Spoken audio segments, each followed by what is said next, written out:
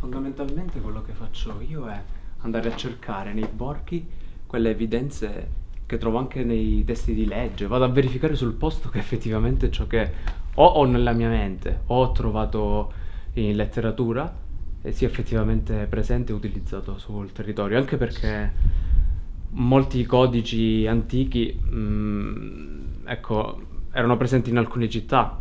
Alcune città avevano degli statuti, altre no.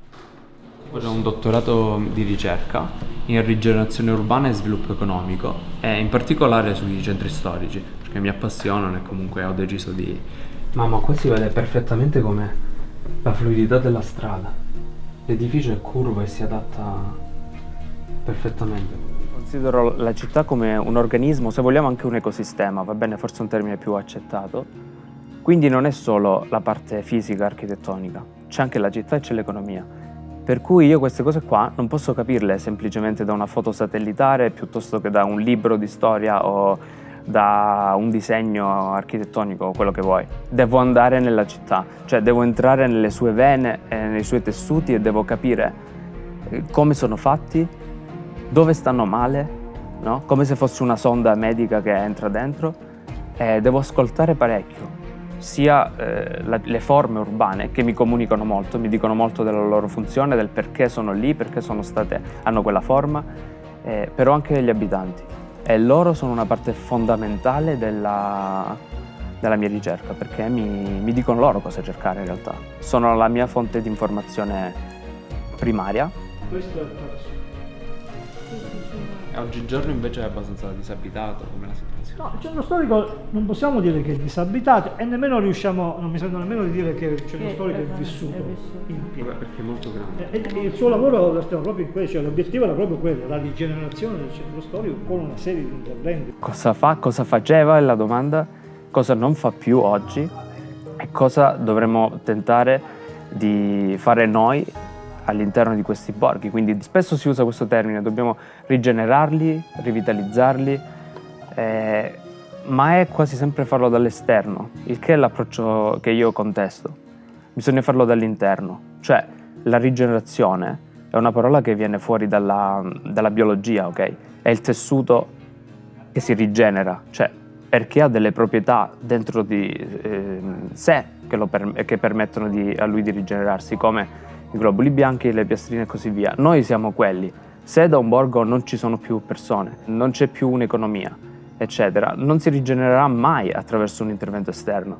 L'obiettivo quindi è andare lì e capire cosa già c'è e semmai concimarlo, sollecitarlo, stimolarlo affinché la reazione della rigenerazione parta e quindi si diffonda su tutto quello che è il tessuto urbano. E quindi non è una cosa solo fisica, è una cosa veramente anche sociale e economica, è tutto insieme, bisogna agire in modo sistemico.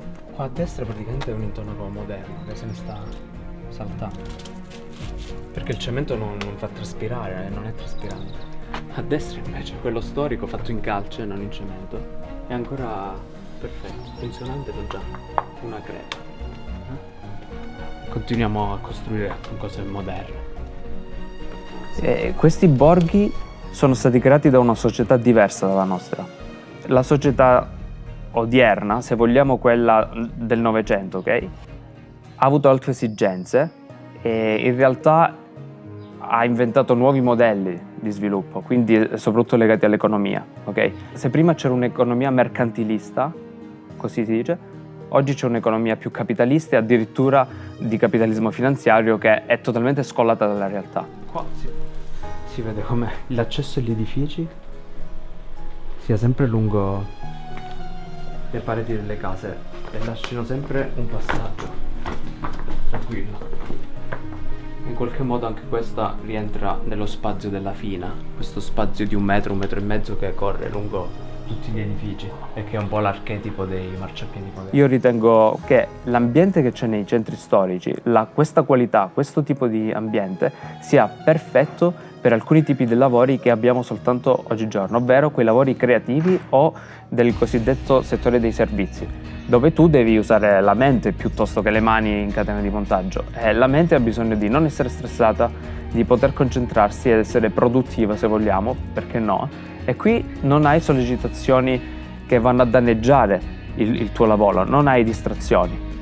Tutto quello che dobbiamo fare è semplicemente ammodernarli, quindi con tecnologia, e quindi riportare ovviamente i servizi essenziali che sono utili sia nella città moderna come in quella antica. Semplicemente dobbiamo proporli al mercato come il posto ideale per quel tipo di servizi, perché i creativi o che sia il giornalista o un altro tipo di professione non ha bisogno di grandi spazi, ha bisogno di un computer, quindi di un accesso alla rete. Perché non abbiamo ancora cablato tutti i nostri centri storici? Questa è la grande domanda.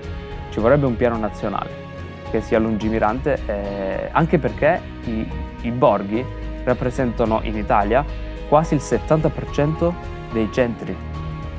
Cioè, stiamo abbandonando la spina dorsale del nostro paese, non sfruttiamo un potenziale enorme che abbiamo a disposizione. È tutto già costruito.